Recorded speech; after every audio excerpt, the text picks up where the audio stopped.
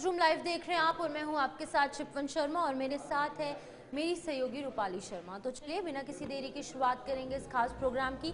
सबसे पहले नजर डालेंगे अभी तक क्या कुछ खास है। बिल्कुल, सबसे पहले बात करेंगे यूपी के विधानसभा बजट सत्र को लेकर, जहां पर कल हंगामे देखने को मिला तो आज भी हंगामे के आसार जो है वो जताए जा रहे हैं, जहां पर कई मुद्दों को लेकर चर्चाएं जो है बजट सत्र में हो रही है और माहौल एकदम गरमाया हुआ है। और देखना यह है कि आज किस तरीके से विपक्ष घेराव सरकार का करता है और सरकार अपना जवाब कैसे देती है। बिल्कुल, इसी बीच में आगे बढ़ेंगे जहां पर सीसी राजीव कुमार जो है उनकी रिटायरमेंट हो चुकी है।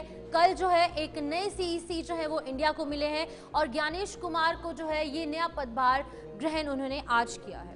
बिल्कुल, इसके बाद महाकुंभ को लेकर बात होगी और महाकुंभ में श्रद्धा का सैलाब जो है लगातार उमड़ता जा रहा है और अभी तक 55 करोड़ का आंकड़ा जो है वो पार हो चुका है और अभी भी कुछ दिन बचे हुए हैं। 26 फरवरी आखिरी तारीख है जब अमृत स्नान होगा और इसी के चलते अभी भी भीड़ जो है वो महाकुंभ में देखने को मिल रही है। एक दिन में 30 लाख से ज्यादा श्रद्धालु, 1 करोड़ से ज्यादा श्रद्धालु जो है आए दिन श्रद्धा की डुबकी जो है वो महाकुंभ में लगा रहे हैं। तो बिल्कुल इसी बीच में अब बात हम स्पोर्ट्स की करेंगे क्योंकि आईसीसी चैंपियंस ट्रॉफी 2025 का आगाज आज हो रहा है और पाकिस्तान इसको होस्ट कर रहा है। पाकिस्तान के कराची के स्टेडियम में कई झंडे वहां पर लगाए गए हैं और आज पाकिस्तान और न्यूजीलैंड के बीच में ये अहम कड़ा मुकाबला देखने को मिलेगा और सभी की नजर, सभी की निगाहें आज के इस मैच पर रहने वाली हैं। बिल्कुल, इसके बाद बात करेंगे ट्रंप को लेकर। आपको बता दें अमेरिकी राष्ट्रपति ट्रंप ने मोदी को लेकर बयान जो है वो दिया है, भारत को लेकर बयान दिया है और यहाँ पर ये कहा है कि हम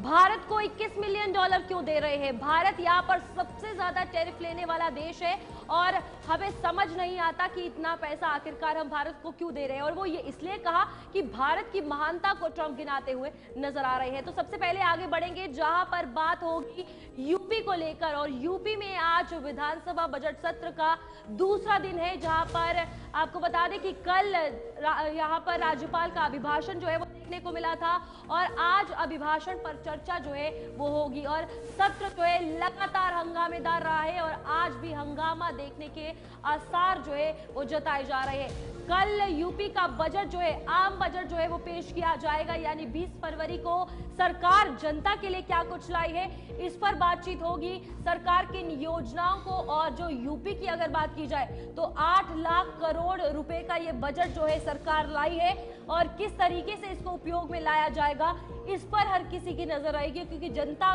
की अगर बात की जाए, विकास कार्यों की बात की जाए, महिलाओं की बात की जाए, ज्ञान की बात की जाए, हर एक वर्ग को ध्यान में रख के ये बजट जो है कल आम बजट पेश किया जाएगा। तो बिल्कुल आपको बता दें कि यूपी विधानसभा सत्र का आज दूसरा दिन है। आने वाले 2 दिन अगर आने वाले कल की बात की जाए, गुरुवार के दिन जो है यहाँ पर आम बजट पेश किया जाएगा और 18 लाख करोड़ रुपए का बजट ये सामने आएगा। सभी की निगाहें इस पर टिकी हैं और इसी बीच में ये भी बता दें कि यूपी विधानसभा बजट सत्र का आज दूसरा दिन है और आज राज्यपाल के अभिभाषण पर चर्चा होगी।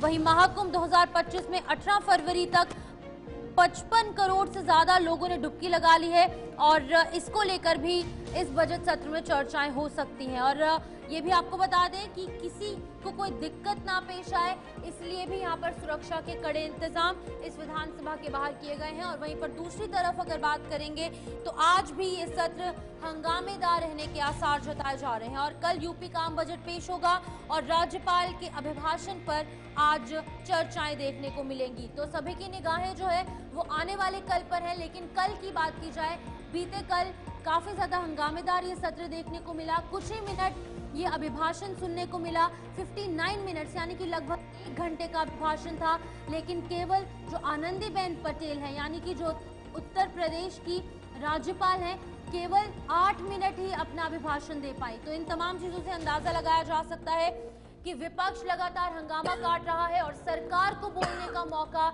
नहीं दिया जा रहा। तो बिल्कुल यहाँ पर आपको बता दें यूपी विधानसभा के बजट सत्र के दूसरे दिन भी हंगामे के पूरे आसार हैं और आज विपक्ष की बात की जाए तो बिजली के निजीकरण के मुद्दे पर हंगामा जो है कर सकता है। महाकुंभ का मुद्दा हो गया, उसके बाद यहाँ पर मिल्कीपुर उपचुनाव की बात की जाए, और उसके बाद अब बिजली के निजीकरण को लेकर मुद्दा जो है आज देखने को मिल सकता है। रजा अब्बास हमारे संवाददाता हमारे साथ जुड़ चुके हैं। रजा, जिस तरीके से कल ये देखने को मिला कि जब अभिभाषण हुआ तो लगातार नारेबाजी की गई, विपक्ष को ये चीज समझना कितना ज्यादा जरूरी है कि जो प्रश्न आए हैं उनके उत्तर जो इन दिनों में दे दिए जाए सरकार के द्वारा, बजट जो है आराम से पेश कर दिया जाए, क्योंकि सत्ता पक्ष और प्रतिपक्ष को दोनों इस चीज को समझना है कि बजट का जब ऐसे सत्र होता है तो काफी खर्चा किया जाता है। हेलो रजा, आप सुन पा रहे हैं?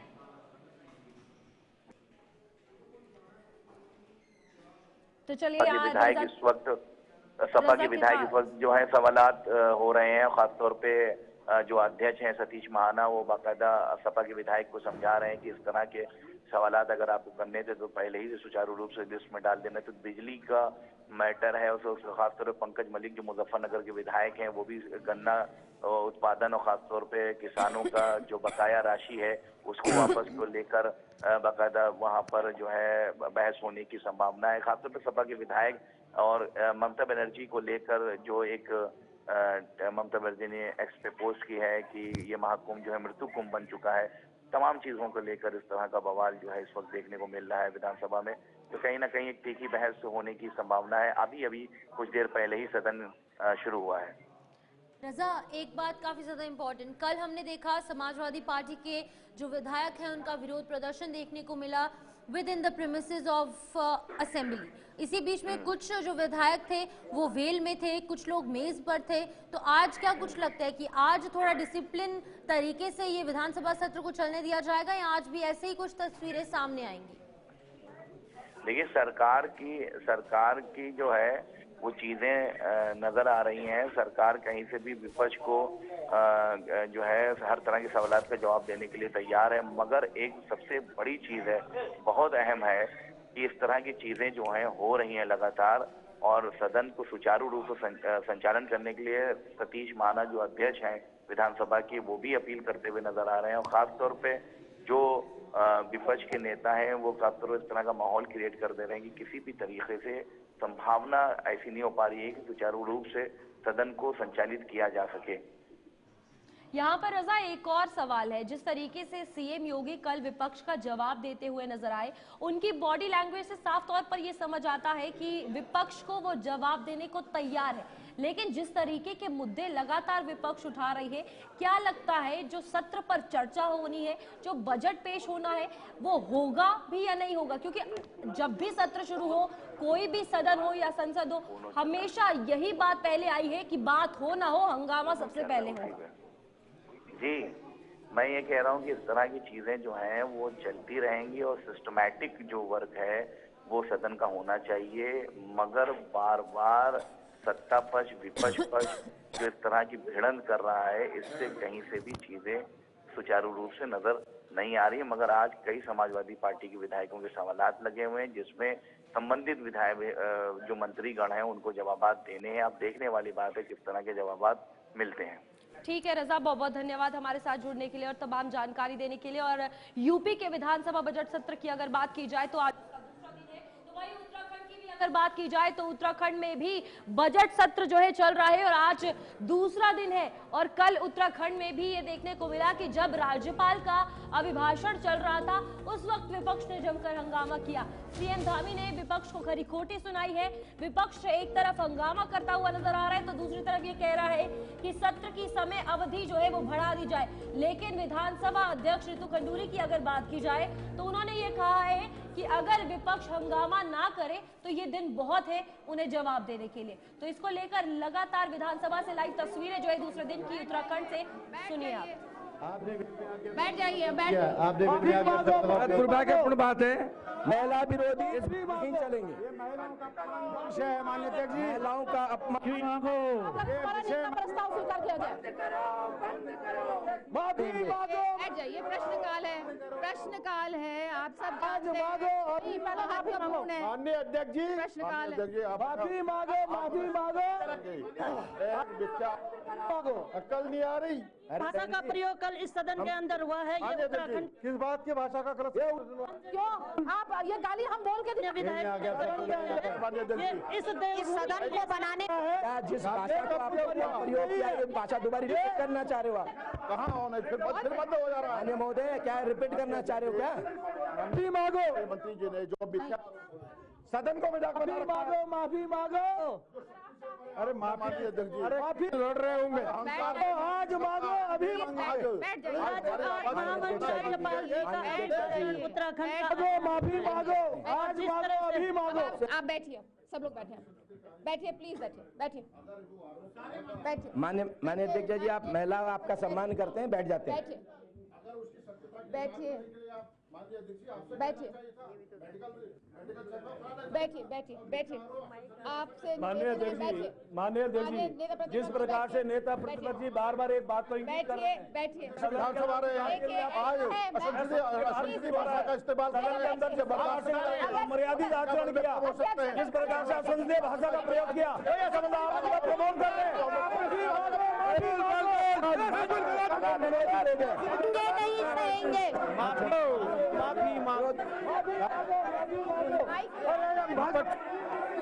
विपक्ष की किसी बात में आगे दबेंगे नहीं।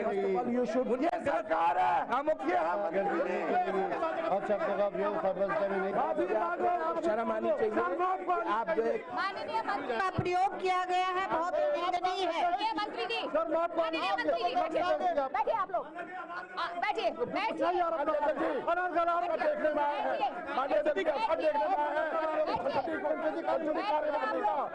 पुरानी आदत है।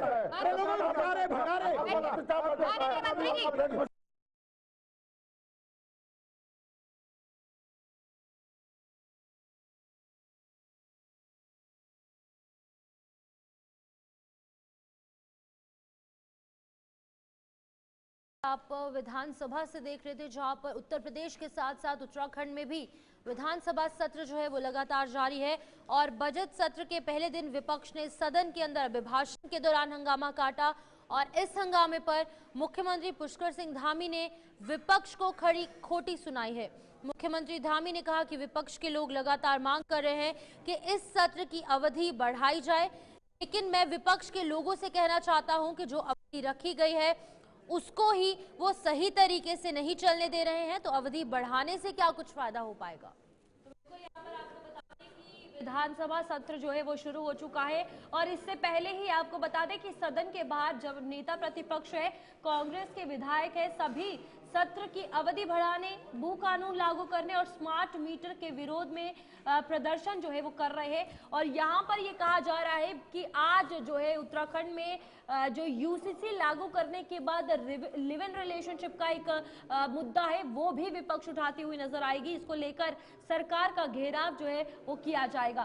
सत्र काफी हंगामेदार है। आप देखिए शुरुआत होते ही किस तरीके से हंगामा देखने को मिल रहा है। ये बहुत दुर्भाग्यपूर्ण है क्योंकि ये सदन बहुत गरिमा का सदन होता है। पक्ष विपक्ष मिलकर 70 लोग इस सदन को चलाते हैं, इस सदन का संचालन करते हैं और ये पक्ष और विपक्ष दोनों की जिम्मेदारी होती है कि सदन ठीक प्रकार से चले। इस प्रकार का आचरण ये हमारी संस्कृति का हिस्सा नहीं है। हमारी महिला विधायकें भी हैं, हमारी मातृशक्ति है, पूरा सदन हमको देखता है, पूरे सदन को पूरा राज्य देखता है, सबकी नज़रें यहाँ होती हैं। एक तरफ आप कहते हैं कि जो है कि सदन की अवधि बढ़ाई जानी चाहिए। सदन की अवधि जो बढ़ाई गई या सदन की जो अवधि रखी गई है उस अवधि में आप चर्चा नहीं करते हैं, अनावश्यक जो राज्य के संसाधन हैं उनके खराब करते हैं और जो समय राज्य के विकास के लिए चर्चा में लगाया जाना चाहिए उनको केवल हल्ला करके उसको समाप्त करते हैं। जो बाबा केदार की भूमि से ये उद्घोष किया था, उनके मुंह से निकले हुए शब्द कि इस सदी का तीसरा दशक उत्तराखंड का होगा, उनके उन शब्दों को साकार करने के लिए हमारी सरकार पूरे प्राणों प्रण के साथ काम करेगी और हर दृष्टि से उत्तराखंड आगे बढ़े। भारत का जो विकसित भारत का संकल्प आदरणीय प्रधानमंत्री जी के नेतृत्व में लिया गया है, उस विकसित भारत के संकल्प को पूरा करने में उत्तराखंड राज्य भी अपना योगदान देगा। हर दृष्टि से आज उत्तराखंड आगे बढ़ रहा है। अभी हमने राष्ट्रीय खेलों का सफलतापूर्वक यहाँ पर संपन्न हुए हैं, जो राज्य के लिए एक बड़ी उपलब्धि है। उत्तराखंड राज्य आज पूरे देश के अंदर, दुनिया के अंदर, देश की आज़ादी के बाद ऐसे राज्य के रूप में स्थापित हुआ है जहाँ पर रहने वाले सभी लोगों के लिए एक समान कानून लागू हुआ है। हर क्षेत्र में उत्तराखंड आगे बढ़ रहा है। भारत सरकार के नीति आयोग के इंडेक्स में भी सतत विकास के लक्ष्यों को प्राप्त करने में उत्तराखंड को उस इंडेक्स में देश में पहला स्थान प्राप्त हुआ है। बेरोजगारी दर 4.4% की कमी लाने में भी हमें सफलता मिली है। अनेक सारे हमने ऐतिहासिक निर्णय लिए हैं, नए कानून बनाए हैं, जो आज अन्य राज्यों में भी एक उदाहरण के रूप में लिए जा रहे हैं, आदर्श के रूप में लिए जा रहे हैं। इसी संकल्प के साथ हम आगे बढ़ेंगे। उत्तराखंड हिंदुस्तान का श्रेष्ठ राज्य बने, ये हमारा संकल्प है और इस संकल्प को आगे बढ़ाने के लिए बिना। तो चलिए इसी बीच आगे बढ़ जाएंगे। अब बात करेंगे दिल्ली को लेकर, क्योंकि दिल्ली में लगातार अब चर्चाएं जो है वो तेज होने लगी हैं, क्योंकि मुख्यमंत्री का चेहरा अभी फिलहाल सामने नहीं लाया गया है भारतीय जनता पार्टी द्वारा। और दिल्ली में आज बीजेपी विधायक दल की बैठक होगी और सूत्रों के मुताबिक ये बैठक शाम 7 बजे हो सकती है। इसको लेकर अभी मुहर नहीं लगी है, लेकिन विश्वसनीय सूत्र ये बता रहे हैं कि शाम 7 बजे बीजेपी के विधायक दल की बैठक हो सकती है और दिल्ली सीएम के नाम की घोषणा आज ही हो सकती है। कल 11 बजे रामलीला मैदान में शपथ ग्रहण समारोह भारतीय जनता पार्टी की तरफ से दिल्ली में किया जाएगा। तो बिल्कुल आज मुख्यमंत्री का चेहरा जो है वो सामने आ जाएगा, जहां दिल्ली के सीएम के नाम की घोषणा शाम 7 बजे की जाएगी और कल शपथ ग्रहण समारोह जो है रामलीला मैदान में होगा, जिसकी भव्य तैयारियां की गई है। अब यहाँ पर भारतीय जनता पार्टी की अगर बात की जाए तो देखने वाली बात यह है कि हमेशा नाम ऐसा चर्चाओं में आता है कि जिसका सोचा नहीं होता। तो अब दिल्ली के मुख्यमंत्री का चेहरा कौन सा होगा, हर किसी की निगाहें इस पर होंगी। कई ऐसे नाम हैं जो सामने आए हैं जिनको लेकर बात की जा रही है कि हो सकता है कि मुख्यमंत्री के नाम पर मुहर जो है वो लगे, लेकिन आज शाम इस बात की घोषणा कर दी जाएगी कि आखिरकार वो कौन सा चेहरा है जो दिल्ली के मुख्यमंत्री के तौर पर पदभार जो है वो संभालेगा। दिल्ली की सियासत की अगर बात की जाए तो 48 सीटों के साथ, बहुमत के साथ जो सरकार भारतीय जनता पार्टी ने बनाई और बदलाव और विकास की लहर साफ तौर पर यहाँ देखने को मिल रही है, जिसके सरकार गठन से पहले ही, मुख्यमंत्री के नाम आने से पहले ही पूरी तैयारियां, चाहे वो भ्रष्टाचार के खिलाफ कार्रवाइयां हो या यमुना की सफाई का एक बड़ा मुद्दा इलेक्शन में हो, उन सभी पर काम किया जा रहा है। अब सीएम का चेहरा और भारतीय जनता पार्टी की स्टेबिलिटी, इन दोनों पर हर किसी की नजर रहेगी। तो यहाँ पर सीएम के संभावित चेहरे कौन से हैं? सबसे पहले प्रवेश वर्मा का नाम जो है सामने आ रहा है और रेखा गुप्ता का। बिल्कुल, आशीष सूद जो तीसरा बड़ा चेहरा सीएम हो सकते हैं और वहीं पर विजेंद्र गुप्ता। तो ये 4 नाम संभावित तौर से मुख्यमंत्री के चेहरे हो सकते हैं। सतीश उपाध्याय और रेखा गुप्ता भी बहुत अहम चेहरे भारतीय जनता पार्टी के दिल्ली में। बिल्कुल, आशीष सूद और विजेंद्र गुप्ता की बात की जाए तो संभावित चेहरे हैं, लेकिन सतीश उपाध्याय और रेखा गुप्ता को लेकर अगर बात की जाए तो चर्चाओं का बाजार गर्म है कि हो सकता है कि सीएम का चेहरा जो है इन्हें बनाया जाए। लेकिन प्रवेश वर्मा को लेकर भी लगातार जो बातें हैं उठ रही है कि सीएम बतौर उन्हें लाया जा सकता है, लेकिन कौन होगा इस पर हर किसी की नजर रहेगी।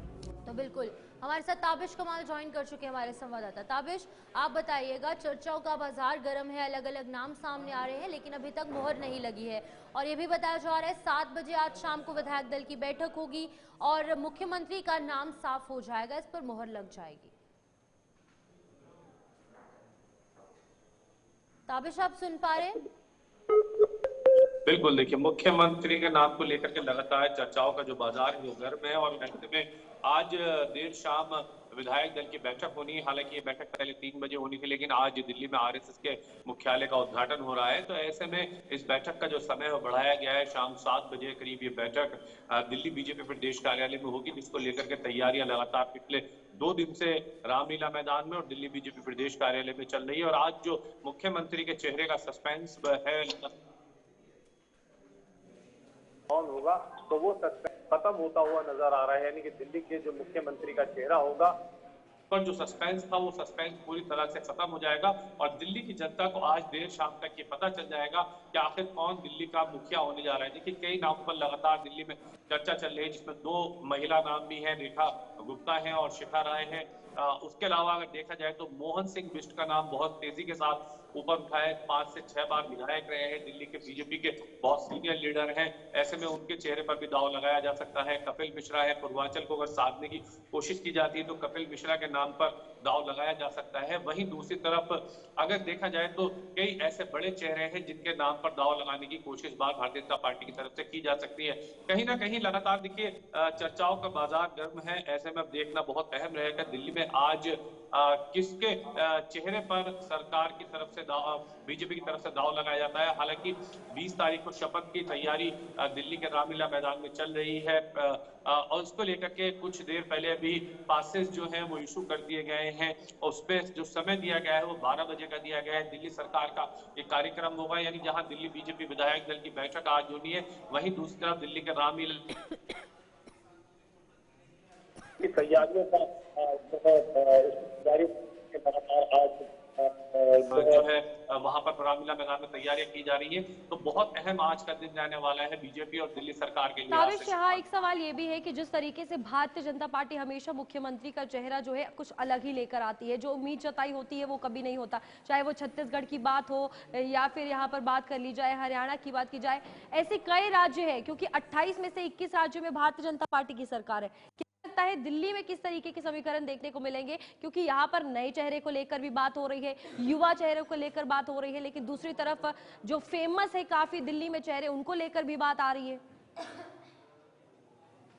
पिछले कुछ राज्यों में हमने राज्यों के अंदर हमने देखा है विधानसभा चुनाव होने के बाद भारतीय जनता पार्टी जिन चेहरों को सामने लेकर के आई है वो बहुत चौंकाने वाला रहा है। चाहे राजस्थान हो, मध्य प्रदेश हो, छत्तीसगढ़ हो, इन तमाम राज्यों में और खासतौर से हमने उत्तराखंड में भी यही देखा था। तो तमाम राज्यों में हमने एक के बाद एक चीजें देखी है कि जहां पर भारतीय जनता पार्टी की सरकार बनी है, बिना मुख्यमंत्री के चेहरे के चुनाव लड़ा गया और जब मुख्यमंत्री का चेहरा देश के सामने आया तो बिल्कुल चौंकाने वाले नाम थे। क्योंकि जो मीडिया में लगातार नाम चल रहे थे वो नाम हटा करके भारतीय जनता पार्टी ने अलग से नई लीडरशिप डेवलप करने की कोशिश की है। तो हो सकता है कि दिल्ली में जिन नामों पर लगातार चर्चा की जा रही हो शायद वो नाम ना हो, बल्कि भारतीय जनता पार्टी कोई नई लीडरशिप डेवलप करना दिल्ली में चाहती है और इसीलिए कोई एक नया नाम भी दिल्ली के अंदर आ सकता है। तो ऐसे में ये बहुत अहम रहेगा। आज विधायक दल की जब बैठक होगी तो विधायक दल की बैठक में जो भी निर्णय होगा वो बहुत अहम होगा। हालांकि भारतीय जनता पार्टी ने आज तैयारियां कर ली है, जैसे ही विधायक दल के नेता का चयन किया जाएगा, जो भी मुख्यमंत्री का उम्मीदवार होगा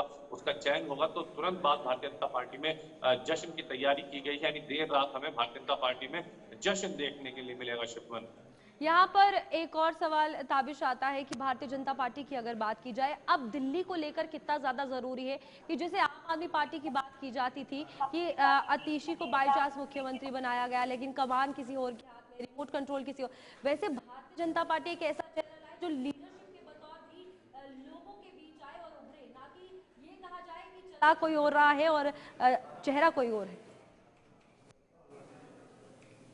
बात यह है कि भारतीय जनता पार्टी के तमाम जो बड़े लीडर हैं वो चुनाव जीत करके आए हैं। ऐसे में भारतीय जनता पार्टी इस वक्त असमंजस में नजर आ रही है कि जितने भी बड़े लीडर चुनाव जीत करके दिल्ली विधानसभा पहुंचे हैं तो आखिर किसको बनाया जाए। क्योंकि आम आदमी पार्टी में सिर्फ दिल्ली के जो आम आदमी पार्टी के संयोजक हैं, दिल्ली के पूर्व मुख्यमंत्री हैं अरविंद केजरीवाल, वो एक चेहरा थे आम आदमी पार्टी के पास में, इसलिए वही मुख्यमंत्री थे। ऐसे में बीजेपी के पास कई बड़े चेहरे चुनाव जीत कर आए हैं, जिसकी वजह से ये जो परिस्थितियां हैं बीजेपी के सामने आकर के खड़ी हुई हैं।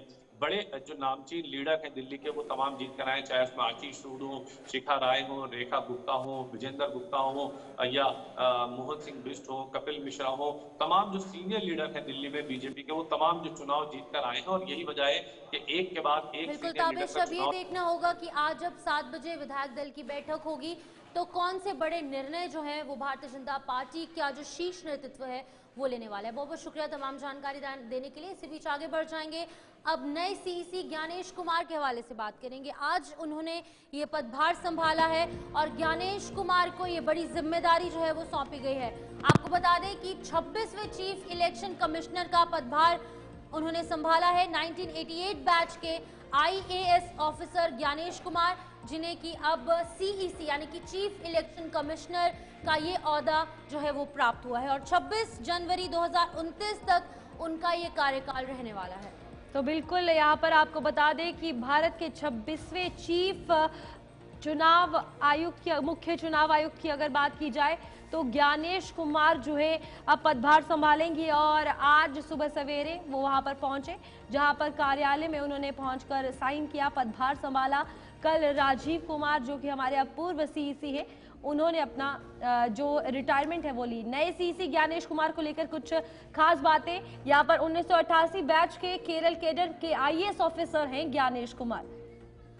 यहाँ पर आपको बता दें 27 जनवरी 1964 को उत्तर प्रदेश के आगरा में उनका जन्म हुआ था और वाराणसी और लखनऊ से अपनी शुरुआती पढ़ाई ज्ञानेश कुमार जो कि अब नए CEC हैं उन्होंने किया। उसके बाद IIT कानपुर से सिविल इंजीनियरिंग में B.Tech की, फिर ICFI से बिजनेस फाइनेंस में पोस्ट हासिल जो है वो की। उसके बाद हार्वर्ड विश्वविद्यालय से एनवायरमेंटल इकोनॉमिक्स में उन्होंने पढ़ाई की और केरल में एर्नाकुलम से असिस्टेंट कलेक्टर के तौर पर जो है वो शुरुआत की। इसके बाद अडूर के डिप्यूटी कलेक्टर पद पर रहे और अब यहाँ पर अन्य कई पदों पर अपनी सेवाएं दी और ज्ञानेश कुमार अब नए CEC यानी चीफ इलेक्शन कमिश्नर जो है वो बन गए हैं। भारत सरकार में उनके पास रक्षा मंत्रालय में संयुक्त सचिव, गृह मंत्रालय में संयुक्त सचिव और अतिरिक्त सचिव के तौर पर पदभार जो है वो संभाला है और संसदीय कार्य मंत्रालय में भी वो सचिव जो है वो रहे हैं। तो काफी लंबा कार्यकाल और सहकारिता मंत्रालय में सचिव के रूप में काम करने का अनुभव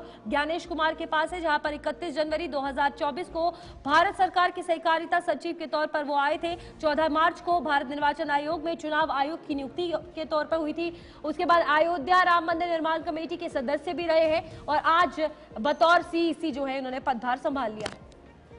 राष्ट्र सेवा के लिए पहला कदम है मतदान। इसलिए भारत का हर नागरिक जो 18 वर्ष की आयु पूरी कर चुके हों, उन्हें मतदाता जरूर बनना चाहिए और मतदान अवश्य करना चाहिए। भारत के संविधान, लोक प्रतिनिधित्व कानूनों, नियमों और उनके अंतर्गत जारी निर्देशों के अनुरूप चुनाव आयोग हमेशा मतदाताओं के साथ था, है और रहेगा। First step for national building is voting. Therefore, every citizen of India who has completed 18 years of age should become an elector and should always vote. In accordance with the Constitution of India, electoral laws, rules and instructions issued therein, the Election Commission of India was, is and will always be with the voter. तो चलिए इसी बीच अब उत्तर प्रदेश के संभल के हवाले से बात करेंगे, जहां पर आज एक भव्य और दिव्य मंदिर का स्थापना दिवस मनाया जाएगा। आपको बता दें कि संभल के कालकी धाम मंदिर का आज स्थापना दिवस है और कालकी धाम मंदिर के स्थापना समारोह की पूरी तैयारियां जोरों शोरों से चल रही है और मंदिर के स्थापना समारोह की पूरी तैयारियों के साथ साथ कई बड़े चेहरे, प्रतिष्ठित चेहरे यहां पर पहुंचेंगे। यहाँ पर आपको बता दें कि प्रधानमंत्री मोदी ने बीते वर्ष पिछले साल इसका शिलान्यास जो है किया था और राज्यपाल आनंदीबेन पटेल यहाँ पर संभल पहुंचेगी। PM मोदी ने इसका शिलान्यास किया। कलकी धाम मंदिर के स्थापना समारोह की तैयारियां जो है पूरी कर ली है।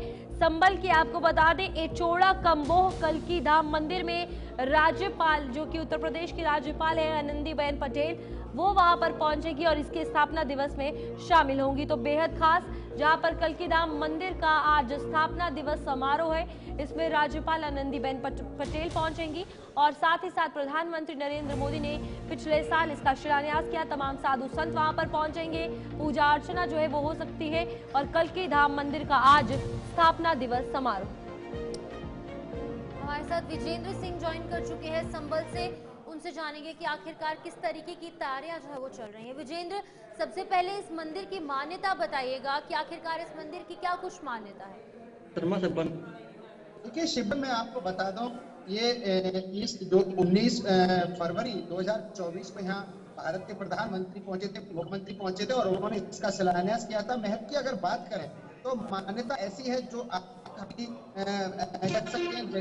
है, गणित है विशेषज्ञों का और जो हमारी पंचांग है उसमें ऐसा लिखा है कि कल्की अवतार यहीं पर होगा, भगवान विष्णु के रूप में घोड़े पर अवतार होगा और इसी मंदिर को होगा। उसी को लेकर के यहाँ पर प्रधानमंत्री भारत के आए थे और उन्होंने 19 फरवरी 2024 को यहाँ पर शिलान्यास किया था और उनके साथ रहे थे। और मैं आपको बता दूं, जो कल्की मंदिर के महंत हैं, पीठाधीश्वर हैं प्रमोद कृष्ण, वो इनके साथ मौजूद थे और उन्होंने ही इन चीज का अन्यथा दिया था प्रधानमंत्री को, वहां पर पहुंचे थे। और आज एक तरह से स्थापना दिवस है। यहाँ पर जो यहाँ की गवर्नर हैं आनंदीबेन पटेल, वो यहाँ पर पहुंच रही हैं और कौन कौन चेहरे उनके साथ होंगे ये देखने वाली बात होगी। लेकिन महोत्सव पूरी तरह से जोश और होश के साथ मनाया जा रहा है। विजेंद्र, एक के बाद एक जिस तरीके से मंदिर जो है आ रहे हैं संबल में, पूजा अर्चना, और इसी के बीच कल्की मंदिर की अगर बात की जाए तो कलयुग का प्रमाण है, प्रतीक है। तो यहाँ पर आज किस तरीके की खुशियां साधु संत समाज में है वहाँ के, और कौन कौन वहाँ पर पहुंच रहा है? देखिए, मैं अगर आपको पहुंचने की बात बताऊं तो फिलहाल जो है वहां पर यहाँ पर जो अधिकारियों का अमला है वो तो पूरा है ही मुरादाबाद मंडल का। और मुख्य रूप से जो यहाँ के आज मुख्य हस्ती हैं वो आनंदीबेन पटेल ही होंगे। उनके साथ साथ कौन कौन पहुंचने वाले हैं, अगर साधु संत की बात करें तो आचार्य प्रमोद कृष्ण ने कई और जो गुरु हैं, धर्म गुरु, उनको वहां पर बुलाया है। काफी भीड़ भाड़ यहाँ पर है, आप देख सकते हैं तस्वीरों के माध्यम से किस तरह से तैयारियां प्रशासन ने पूरी की है। तो अभी वहां पर मंच पर कौन कौन मौजूद रहेंगे, जैसे ही वो, हालांकि 10:50 का समय दिया था, अब जैसे ही वो पहुंचेंगे तो ये उजागर होगा कि कौन कौन मंच पर पहुंच रहे हैं। जी ठीक है विजेंद्र, बहुत बहुत शुक्रिया तमाम अपडेट करने के लिए। विजेंद्र सिंह यहाँ पर संभल के हवाले से अपडेट कर रहे थे। कालकी धाम मंदिर का स्थापना दिवस आज, इसको लेकर दिव्य और भव्य तरीके से तैयारियां जो है वो की गई हैं। इसी बीच आगे बढ़ जाएंगे, अब अंतर्राष्ट्रीय मुद्दों के हवाले से भी बात करेंगे। तो यहाँ पर अमेरिकी राष्ट्रपति डोनाल्ड ट्रंप का एक बड़ा बयान जो है वो भारत को लेकर सामने आया है। उन्होंने कहा है कि हम भारत को $21 मिलियन क्यों दे रहे हैं, यहाँ पर भारत के पास बहुत अधिक पैसा है, डोनाल्ड ट्रंप की तरफ से ये कहा गया है। और उन्होंने ये भी कहा कि रूस यूक्रेन युद्ध खत्म करने पर भी प्रतिक्रिया जो है वो दी है भारत को लेकर, क्योंकि जब अमेरिका के राष्ट्रपति डोनाल्ड ट्रंप से प्रधानमंत्री नरेंद्र मोदी मिलने पहुंचे थे, वहां पर टैरिफ के मुद्दे को लेकर भी बात उठी थी और साथ ही साथ रूस और यूक्रेन के मुद्दे को लेकर भी बात की थी, जहां पर उन्होंने कहा था हम न्यूट्रल नहीं, हम शांति पसंद करते हैं। तो अब इस पर बयान जो है डोनाल्ड ट्रंप का सामने आया है, जहां पर उन्होंने ये कहा है कि भारत के पास, पहले तो टैरिफ के हवाले से ये कहा कि भारत के पास बहुत पैसा है और सबसे ज्यादा टैक्स लगाने वाला देश भारत है। और यहाँ पर रूस और यूक्रेन युद्ध को लेकर भी जो प्रतिक्रिया है वो डोनाल्ड ट्रंप ने दी है। उन्होंने ये कहा कि प्रधानमंत्री नरेंद्र मोदी ने ये बयान इसलिए दिए हैं क्योंकि वे वहां चल रही बर्बरता को रोकना चाहते हैं। तो ये सभी बयान जो है ट्रंप की तरफ से भारत को लेकर सामने आए हैं। तो बिल्कुल आपको बता दें कि यूक्रेन युद्ध खत्म करने को लेकर अमेरिका और रशिया के बीच में बातचीत पर अमेरिकी राष्ट्रपति डोनाल्ड ट्रंप ने कहा है, उन्होंने इसको लेकर भी प्रतिक्रिया दी। उन्होंने कहा है कि रूस कुछ करना चाहता है, वो वहां चल रही बर्बरता को रोकना चाहते हैं। हर हफ्ते हजारों सैनिक मारे जा रहे हैं, रूसी और यूक्रेनी सैनिकों के अलावा बहुत सारे कोरियाई भी लगातार मर रहे हैं। We're giving $21 million to India. They got a lot of money. They're one of the highest taxing countries in the world in terms of us. We can hardly get in there because their tariffs are so high. I have a lot of respect for India. I have a lot of respect for the Prime Minister. He just left, as you know, 2 days ago. But we're giving $21 million for voter turnout. It's voter turnout in India. What about, like, voter turnout here? Oh, we've done that, I guess. We did 500 million, didn't we? Scope boxes. Well, much more confident. They were very good. Russia wants to do something. They want to stop the savage barbarianism. I mean, what's going on over there? It's soldiers are being killed by the thousands on a weekly basis. It's ridiculous. And they're not American soldiers. They're Russian soldiers and they're Ukrainian soldiers largely, although a lot of Koreans have been killed, as you know. Quite a bit of them have been killed. They came over to fight, and a large portion have been wiped out. But we want to end it. It's a senseless war. It should have never happened. Would have never happened if I was president. And it's a shame to see it. And I see pictures that you don't see, but I see pictures of fields that look just horrible. It looks like Gettysburg. If you see the old pictures of Gettysburg, it's soldiers lying all over the field, body parts all over the field. They're all dead. And this is going on a daily basis. It's a horrible thing. Both Russia and Ukraine, they're losing thousands and thousands of soldiers, and a lot of people have been killed too. I think that's one of the things that you'll see historically, and you'll see later on as it goes along. I think people are going to be surprised at how many people, not only soldiers, have been killed in Ukraine. A lot more people than you think. Yeah, please. Do you have any message for Ukrainians who, after 3 years of fighting, might feel betrayed or disappointed at not having a seat at these initial talks in Saudi Arabia? Well, I think I'm really disappointed in what's happened. I've been watching this for 3 years. It's a war that would have never happened if I was president. तो बिल्कुल ये बात हो रही थी Trump के बयान को लेकर जो भारत के पक्ष पे दिया है, लेकिन यहाँ पर आगे बढ़ेंगे। एक और महत्वपूर्ण चीज मैच के हवाले से बात करेंगे। सबसे पहले आईसीसी चैंपियंस ट्रॉफी 2025 का आज से आगाज हो रहा है और कराची से इस टूर्नामेंट का आगाज होगा। और आपको बता दें आज पाकिस्तान और न्यूजीलैंड के बीच ये पहला मुकाबला जो है वो देखा जा रहा है, जहां पर टूर्नामेंट का पहला मैच आपको बता दें 19 फरवरी आज खेला जा रहा है और भारतीय टीम 20 फरवरी को बांग्लादेश के खिलाफ अपने कैंपेन की शुरुआत जो है वो करेगी। इसी में रोहित शर्मा और नजमुल हुसैन शांतो कप्तानों के रूप में एक दूसरे का सामना करेंगे, लेकिन आज पाकिस्तान और न्यूजीलैंड के बीच ये मुकाबला होने जा रहा है। आपको बता दें चैंपियंस ट्रॉफी का जो फाइनल है वो 9 मार्च को होगा और बेहद खास जहां पर कराची में ये टूर्नामेंट होने जा रहा है, यानी आईसीसी चैंपियंस ट्रॉफी 2025। तो बिल्कुल आपको बता दें कि आज का ये दिन काफ़ी अहम, क्योंकि आज कई सालों के बाद चैंपियंस ट्रॉफी का आगाज़ एक बार फिर से हो रहा है और आज पाकिस्तान और न्यूजीलैंड के बीच में ये अहम कड़ा मुकाबला होगा। लेकिन सभी की निगाहें, जिस तरीके से आपको और हम सबको पता है कि इंडिया पाकिस्तान के मैच पर हमेशा से निगाहें होती हैं और रविवार को यानी कि 23 फरवरी को इंडिया पाकिस्तान के बीच में मैच होगा। सभी की निगाहें उस पर भी टिकी हुई है, लेकिन आज कराची के स्टेडियम से इस चैंपियंस ट्रॉफी का आगाज होगा और आईसीसी चैंपियंस ट्रॉफी का आज आगाज कराची में पाकिस्तान और न्यूजीलैंड के बीच में ये पहला मुकाबला, कड़ा मुकाबला देखने को मिलेगा। और जो दर्शक हैं, जो क्रिकेट लवर्स हैं, उनमें काफ़ी ज़्यादा एक्साइटमेंट अभी से देखने को मिल रही है और लगातार ये आईसीसी का जो चैंपियंस ट्रॉफी है ये पहले से ही कंट्रोवर्सी भी रही है, क्योंकि एक वीडियो लगातार सोशल मीडिया पर हमने वायरल देखी जहां पर कि कराची के स्टेडियम में सभी कंट्रीज के फ्लैग्स लगाए गए, लेकिन इंडिया भारतवर्ष का फ्लैग वहां पर नहीं लगाया गया, जिसके बाद की लगातार टिप्पणियां सामने निकल कर आई। लेकिन अब फाइनली इसका जो आगाज है वो हो रहा है और आज 19 फरवरी पहला मैच पाकिस्तान और न्यूजीलैंड के बीच में देखने को मिलेगा। अशिंदर कॉल हमारे साथ ज्वाइन कर चुके हैं, जो कि जेकेसीए के पूर्व कैप्टन थे। बहुत बहुत शुक्रिया आपका ज्वाइन करने के लिए।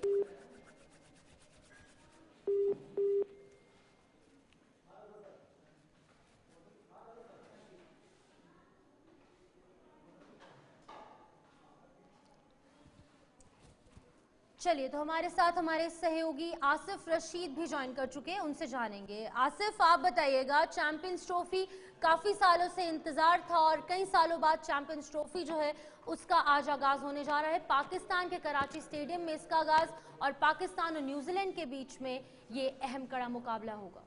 बिल्कुल शिफल, 20 दिनों का ये टूर्नामेंट शुरुआत ऑफिशियली दोपहर 2:30 बजे होगी। 2 बजे के आसपास टॉस होगा और कंट्रोवर्सीज के बीच ही सही, मगर बिलाखिर वो जो इंतज़ार था वो ख़त्म हुआ। ख़ास तौर से उन लोगों के लिए जो क्रिकेट को पसंद करते हैं, बहुत करीब से देखते हैं।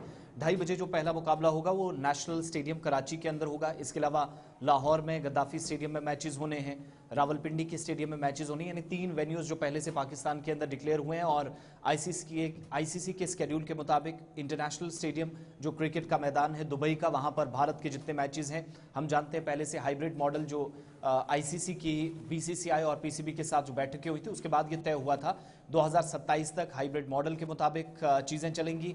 पाकिस्तान की टीम जब भारत में टूर्नामेंट होंगी तो भारत से बाहर खेलेगी, और जब पाकिस्तान में टूर्नामेंट होंगे, जिसमें मौजूदा टूर्नामेंट जिसकी शुरुआत हो रही है, तब भारत दुबई में खेलेगा। आज का मुकाबला इंपॉर्टेंट इस हिसाब से भी क्योंकि शुरुआत है टूर्नामेंट की, पाकिस्तान के लिए होम सीजन है, और अभी कुछ दिन पहले उसने न्यूजीलैंड से पहला मुकाबला ट्राई सीरीज में हारा और उसके बाद फाइनल भी हारा। एक वो दबाव लेकर पाकिस्तानी टीम उतरेगी। दूसरा, 1996 के बाद अंतिम जो विश्व कप पाकिस्तान में हुआ था उसका फाइनल 96 में हुआ था। उसके बाद से 27-28 साल बीत गए। पाकिस्तान को एक लंबे समय से बीच में टेररिज्म से और खराब हालात से गुजरा। 2025 की आईसीसी चैंपियंस ट्रॉफी की मेजबानी का या होस्टिंग राइट्स मिले हैं। आज उसके मुताबिक एक वो दबाव होगा। दूसरी तरफ कल का मुकाबला, फिर 23 तारीख का मुकाबला। आज अगर पाकिस्तान जीत के साथ शुरुआत नहीं कर सका तो फिर मुकाबला 23 तारीख का वो एक तरह से नॉकआउट भी हो जाएगा।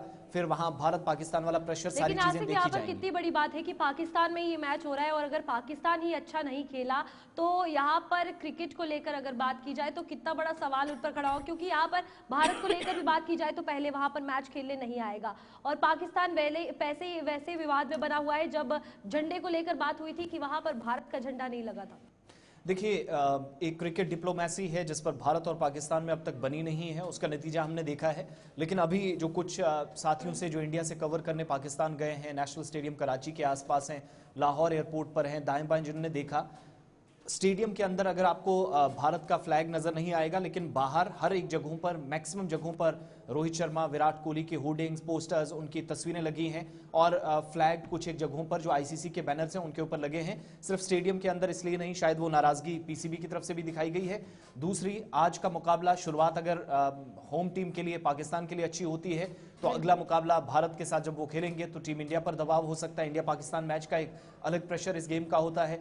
फिर कल का मैच, इंडिया अपनी कैंपेन जैसे आपने शुरुआत में कहा कि बांग्लादेश के साथ करेगी, दुबई में मैचेस होने हैं, ट्रैवल टीमों को करना होगा सिर्फ इंडिया के साथ एक वेन्यू पे खेलने के लिए। फिर 23 तारीख का मैच जिसके लिए सिर्फ 1 घंटा और 5 मिनट के दौरान 47 करोड़ टिकटें ऑनलाइन और ऑफलाइन बिक गई हैं। तो आप अंदाजा लगा सकते हैं कि 47 से 50 करोड़ के बीच टिकट्स अगर फौरन से मैच को जैसे ही टिकट्स अनाउंस होती है, काउंटर ओपन हुए, ऑनलाइन ऑफलाइन जब अनाउंसमेंट हुई उसके दौरान बिक जाती हैं, तो दैट मीन्स मुकाबले का प्रेशर क्या होगा। फिर दूसरी बात ये कि छठा समय ऐसा होगा, 6 टाइम, जब भारत और पाकिस्तान आमने सामने होंगे 23 तारीख को, और 5 मुकाबले हुए जिसमें 3 बार पाकिस्तान, 2 बार भारत जीता। सबसे इंपॉर्टेंट चीज, ये मुकाबला भारत पाकिस्तान की जो वो आर्क राइवलरी तो रही है, लेकिन इंपॉर्टेंट चीज ये भी है कि दोनों टीमें सिर्फ आईसीसी टूर्नामेंट्स में या एशिया कप में आमने सामने आती हैं। साल 6 महीने 8 महीने मैचेस नहीं होते। लेकिन सबसे अच्छी बात यह है कि पाकिस्तान के हिसाब से, क्रिकेटिंग के हिसाब से, जो क्रिकेट को पसंद करते लोग हैं उनके लिए अच्छी खबर है कि उस जगह पर जहां 27 साल तक कोई मेजर टूर्नामेंट आईसीसी का नहीं हुआ, उनको टूर्नामेंट मिला और अच्छे तरीके से कराने की तैयारी है। दूसरी तरफ दुबई पर सबकी नजरें, ट्रैवलिंग का एक अलग स्केड्यूल रह सकता है, लेकिन कल टीम इंडिया शुरुआत करेगी, 2:30 बजे के आसपास का समय है, बहुत सारी चीजें देखनी है, मगर रोमांचक स्थिति बनेगी ऐसा नजर आ रहा है। और कुछ घंटों के बाद जब आप देखेंगे, एक्सपर्ट्स बैठेंगे, बाकी तमाम लोग, टॉस तक बात जाएगी, तो टूर्नामेंट की शुरुआत और होस्टिंग, ये दो चीजें, दोनों का दबाव पाकिस्तान पर होगा। टीम पर दबाव अलग हो सकता है, पिछले कुछ दिनों में परफॉर्मेंसेस उतार चढ़ाव देखा गया है, लेकिन कुल मिलाकर अच्छे मुकाबले हमारे साथ अशिंदर कॉल भी ज्वाइन कर चुके हैं, उनसे भी जानेंगे क्योंकि वो प्रोफेशनली क्रिकेट खेलते हैं, उनसे जानेंगे। अशिंदर, बहुत बहुत शुक्रिया ज्वाइन करने के लिए, स्वागत है आपका हमारे चैनल में जी। बताइएगा, क्योंकि कई सालों बाद ये आईसीसी चैंपियंस ट्रॉफी का आगाज होने जा रहा है, कई सालों से इंतजार लोगों को था, क्योंकि जो क्रिकेट लवर्स हैं, क्रिकेट के फैंस हैं, वो चाहते थे कि इंडिया पाकिस्तान का मैच वो देखे, क्योंकि हमेशा से निगाहें उस पर टिकी होती है। 23 फरवरी रविवार के दिन ये होगा, लेकिन उससे पहले जब आज इसका आगाज होने जा रहा है, पाकिस्तान मैदान में होगी, तो कैसे देखते हैं आप इन सभी चीजों को? और पाकिस्तान के लिए आज का ये मैच जीतना कितना ज्यादा इंपॉर्टेंट है अगर वो 23 को एक बार फिर से फॉर्म में आना चाहते हैं इंडिया के अगेंस्ट? देखिए, पहले सबसे बात है 2017 के बाद आज ये मिनी वर्ल्ड चैंपियंस ट्रॉफी, जिसको मिनी वर्ल्ड कप कहा जाता है, आज खेला जा रहा है, और वो भी पाकिस्तान ग्राउंड में, और Pakistan is a host team. और अगर ये देखा जाए कि न्यूजीलैंड के साथ उनका मैच जो है, आज ही उन्होंने न्यूजीलैंड के साथ एक सीरीज तो मैच उससे उन्होंने हार लिया है, तो अपर एज तो न्यूजीलैंड का ही रहेगा as per the present performance. So far as the Pakistan is host of this tournament, तो डेफिनेटली उसका भी असर पाकिस्तान के लिए रहेगा, प्लस वन उनके लिए रहेगा. The match will be definitely excited. और इसमें अगर हम देखेंगे तो पाकिस्तान का एज जो है बॉलिंग पे ज्यादा है, तो बॉलर्स का एज बहुत बढ़िया रहेगा. यहाँ से हमारे अगर न्यूजीलैंड की तरफ से देखा जाए तो विलियमसन जो है इसमें बहुत अच्छी फॉर्म में बैठे हैं और उन पे बहुत ही निगाहें रहेंगे हमारे जो भी क्रिकेट फैंस होंगे. बाकी पाकिस्तान में हमारे फखर और जमान है और हमारे कप्तान. यहाँ पर अर्शिंदर जी कितना ज्यादा जरूरी है, पाकिस्तान अपने होम ग्राउंड पर ये मैच खेल रहा है और रन रेट जो है वो अच्छा बने, ताकि टॉप 2 ही डिसाइड करेगा कि आगे कौन चैंपियंस ट्रॉफी का हकदार होगा. देखिए इस टूर्नामेंट में अगर चैंपियंस ट्रॉफी में हम देखें तो हर कोई मैच बहुत इंपॉर्टेंट है और जो भी मैच अगर एक भी मैच कोई भी हारेगा तो he is almost out of the tournament, क्योंकि बहुत ही इसमें 4 टीमें जो खेल रही हैं ये बड़ा टफ कंपटीशन रहा है. और इंडिया पाकिस्तान को आपको पता है कि ये तो बहुत एक्साइटिंग मैच रहता है और इसमें नर्व का बहुत प्रेशर रहता है, हर किसी प्लेयर का प्रेशर रहता है और ये टोटली डिफरेंट एक मैच रहता है इंडिया पाकिस्तान का. अगर जो भी कोई प्लेयर है वो अपना मैक्सिमम इस मैच में देता है. सो डेफिनेटली इंडिया पाकिस्तान जो है न्यूजीलैंड के साथ अगर जीतता है तो डेफिनेटली उनका अपर हैंड रहेगा and India will be under pressure. If they lose again Pakistan will do their maximum to win against India. So in both cases, Pakistan has to play very seriously and very much to the point. Let me tell you. So, लेकिन एक चीज है India जो है, India में जो हमारे Sugat India is ठीक है. अर्शिंदर जी बहुत बहुत शुक्रिया आपका तमाम अपडेट करने के लिए. पूर्व कैप्टन जो है वो हमारे साथ ज्वाइन किए थे, जो कि प्रोफेशनली क्रिकेट खेल चुके हैं और एक पूरी टीम को लीड कर चुके हैं. उन्होंने तमाम जानकारी दी है, उन्होंने हमारे साथ वार्तालाप की है, डिस्कशन की है कि किस तरीके से आज की चैंपियंस ट्रॉफी जो आगाज हो रहा है पाकिस्तान और न्यूजीलैंड के बीच में जो मैच हो रहा है काफी ज्यादा अहम, और लेकिन सभी की निगाहें सिर्फ इंडिया और पाकिस्तान ही नहीं पूरे वर्ल्ड की निगाहें रविवार पर टिकी हैं, जब इंडिया और पाकिस्तान का क्रिकेट मैच होगा और इंडिया और पाकिस्तान में से कौन जीतेगा ये तो वक्त बताएगा. लेकिन फिलहाल न्यूज़ रूम लाइव में इतना ही. मुझे शिफन शर्मा और मेरी सहयोगी रूपाली शर्मा को दीजिए इजाजत. नमस्कार.